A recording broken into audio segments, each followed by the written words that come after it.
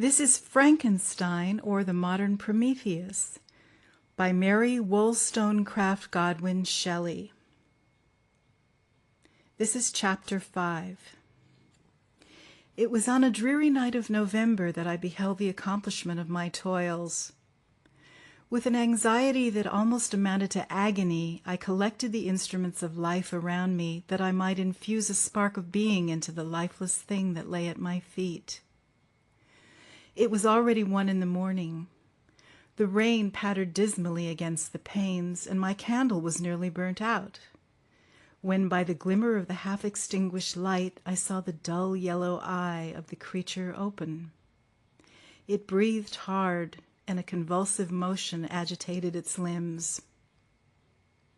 How can I describe my emotions at this catastrophe? Or how delineate the wretch whom with such infinite pains and care I had endeavored to form? His limbs were in proportion, and I had selected his features as beautiful. Beautiful, great God! His yellow skin scarcely covered the work of muscles and arteries beneath. His hair was of a lustrous black and flowing, his teeth of a pearly whiteness, but these luxuriances only formed a more horrid contrast with his watery eyes, that seemed almost of the same color as the dun-white sockets in which they were set, his shriveled complexion and straight black lips. The different accidents of life are not so changeable as the feelings of human nature. I had worked hard for nearly 2 years, for the sole purpose of infusing life into an inanimate body. For this I had deprived myself of rest and health. I had desired it with an ardor that far exceeded moderation. But now that I had finished, the beauty of the dream vanished, and breathless horror and disgust filled my heart. Unable to endure the aspect of the being I had created, I rushed out of the room and continued a long time traversing my bedchamber, unable to compose my mind to sleep. At length, lassitude succeeded to the tumult I had before endured, and I threw myself on the bed in my clothes, endeavoring to seek a few moments of forgetfulness. But it was in vain. I slept, indeed, but I was disturbed by the wildest dreams. I thought I saw Elizabeth, in the bloom of health, walking in the streets of Ingolstadt. Delighted and surprised, I embraced her, but as I imprinted the first kiss on her lips, they became livid with the hue of death.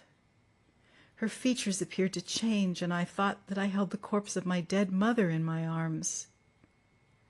A shroud enveloped her form, and I saw the grave worms crawling in the folds of the flannel. I started from my sleep with horror.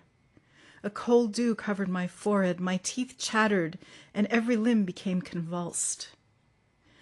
When by the dim and yellow light of the moon, as it forced its way through the window shutters, I beheld the wretch, the miserable monster whom I had created. He held up the curtain of the bed, and his eyes, if eyes they may be called, were fixed on me. His jaws opened, and he muttered some inarticulate sounds, while a grin wrinkled his cheeks. He might have spoken, but I did not hear.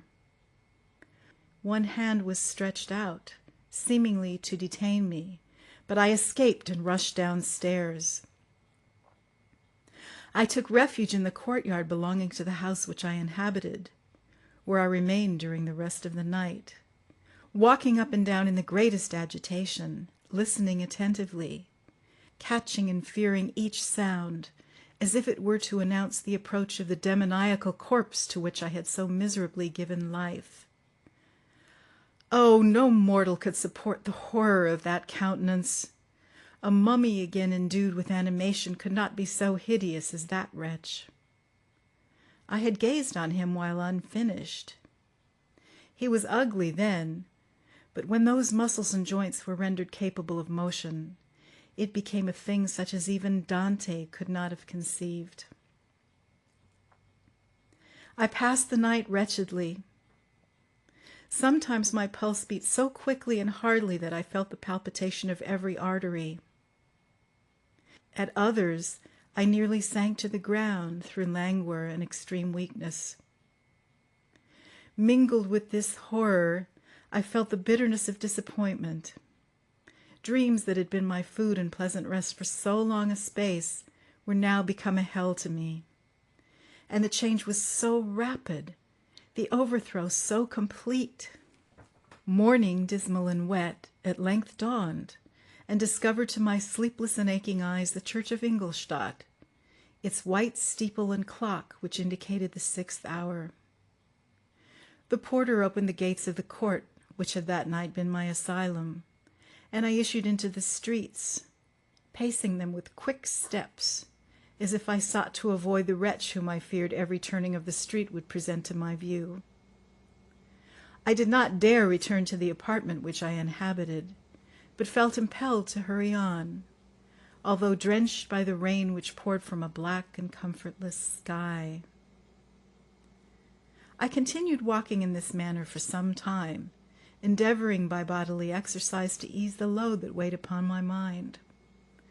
I traversed the streets without any clear conception of where I was or what I was doing.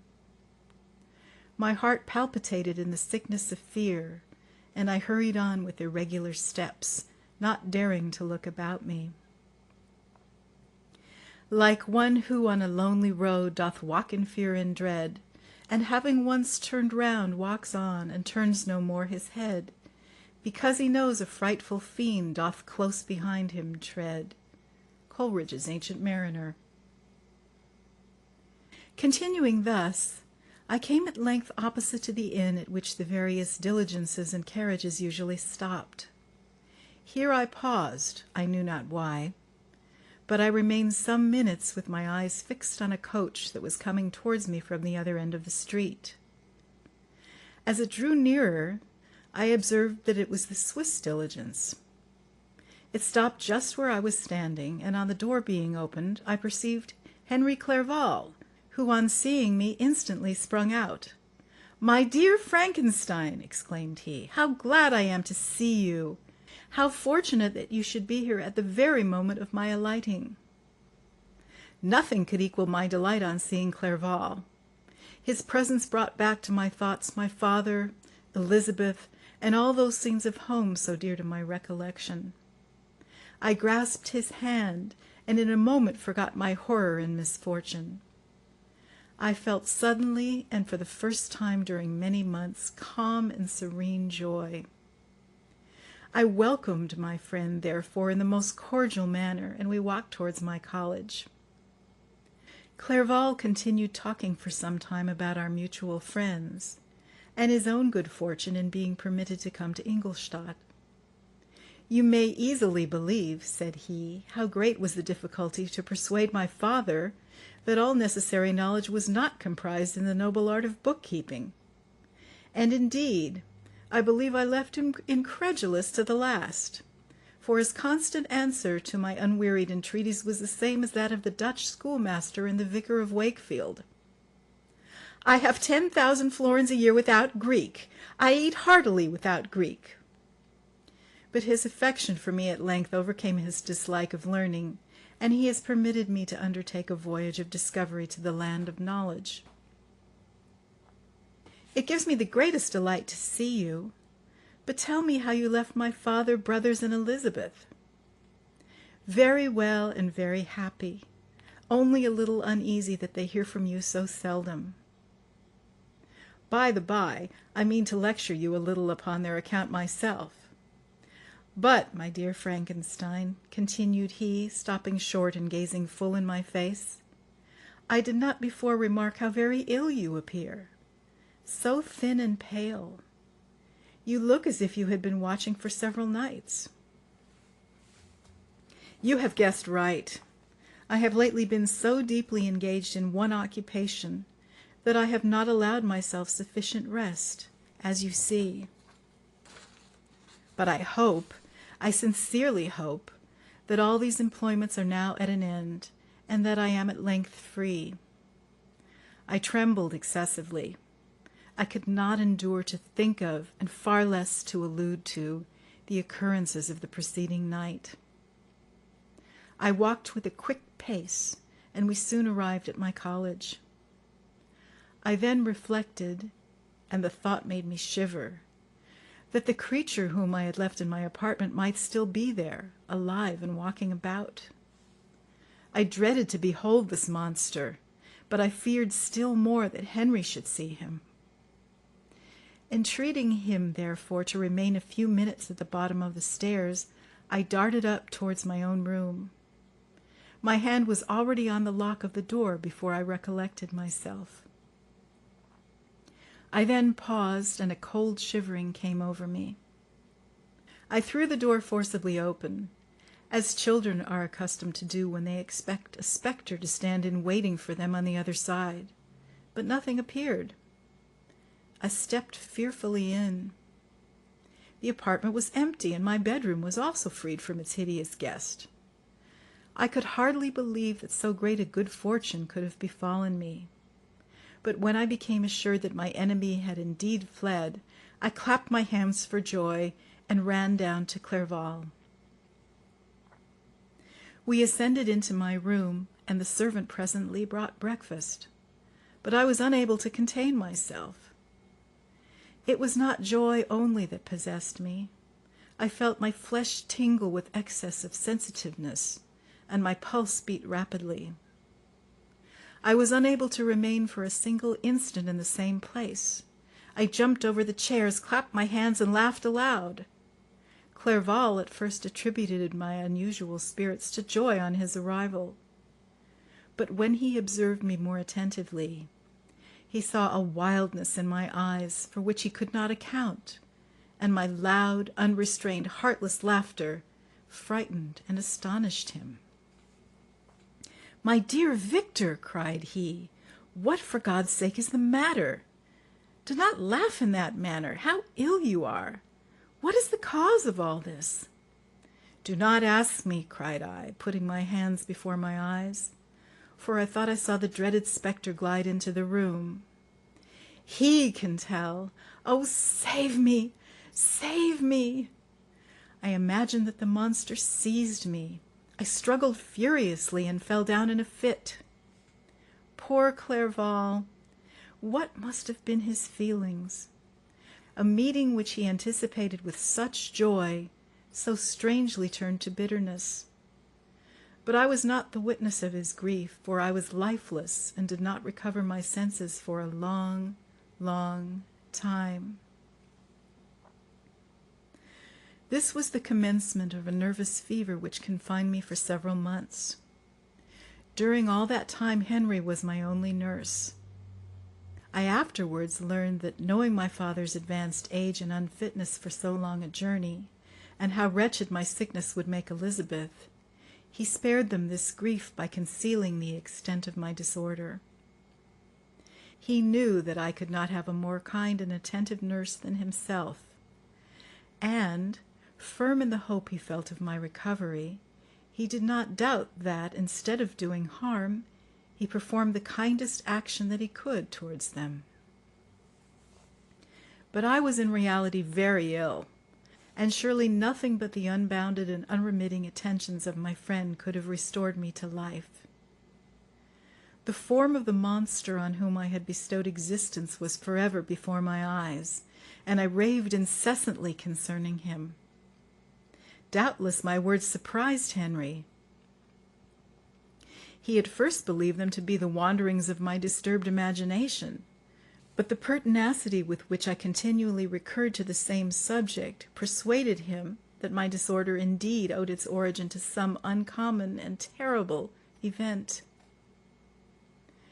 By very slow degrees, and with frequent relapses that alarmed and grieved my friend, I recovered.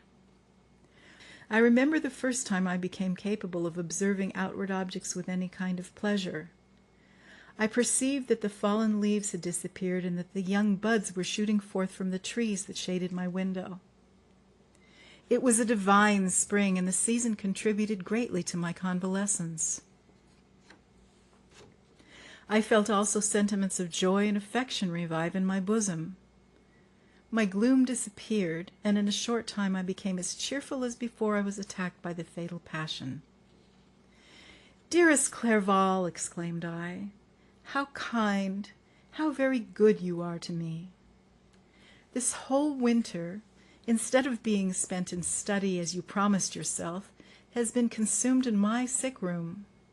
How shall I ever repay you? I feel the greatest remorse for the disappointment of which I have been the occasion, but you will forgive me. You will repay me entirely if you do not discompose yourself, but get well as fast as you can. And since you appear in such good spirits, I may speak to you on one subject, may I not?" I trembled. One subject. What could it be? Could he allude to an object on whom I dared not even think? "Compose yourself," said Clerval, who observed my change of color. "I will not mention it if it agitates you. But your father and cousin would be very happy if they received a letter from you in your own handwriting. They hardly know how ill you have been and are uneasy at your long silence." "Is that all, my dear Henry? How could you suppose that my first thought would not fly towards those dear, dear friends whom I love, and who are so deserving of my love? If this is your present temper, my friend, you will perhaps be glad to see a letter that has been lying here some days for you. It is from your cousin, I believe. This is the end of Chapter 5.